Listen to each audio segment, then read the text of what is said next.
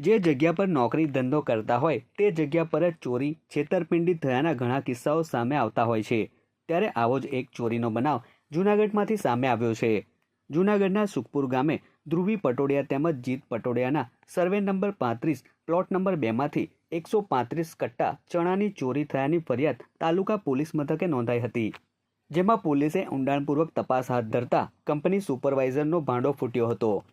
વેરહાઉસમાં છેલ્લા 9 મહિનાથી સુપરવાઇઝર તરીકે કામ કરતા પ્રશાંત ધમ્મર નામના યુવકે ચણાના કટ્ટાઓમાંથી ચણા કાઢી રૂપિયા 4.2 લાખથી વધુના જથ્થાની ચોરી કરી હોવાનું પોલીસ તપાસમાં સામે આવ્યું છે।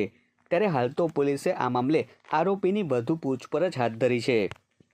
જૂનાગઢ તાલુકા પોલીસ સ્ટેશન વિસ્તારમાં આવેલા સુખપુર ખાતે national bulk handling corporation private limited કંપનીનું વેરહાઉસ આવેલું હોય, જેમાં ચણા અને અન્ય અનાજની સામગ્રી રાખતા હોય, તો તેમના જે Rajkot cluster operation in charge Kalaji Chhaganji ઠાકોરે ગઈકાલે તાલુકા પોલીસ સ્ટેશનમાં પોતાને ત્યાં સુપરવાઇઝર તરીકે રાખેલા ઈસમે ચોરી કરી અને જે ચણા 7,000 કિલોગ્રામ જે ચણા છે તે વેચેલાની હકીકત જણાવેલી, જે બાબતે તાલુકા પોલીસ સ્ટેશનમાં ભારતીય ન્યાય સંહિતાની કલમ 306 મુજબ ગુનો દાખલ કરેલો છે અને આરોપીને રાઉન્ડ અપ કરેલો છે।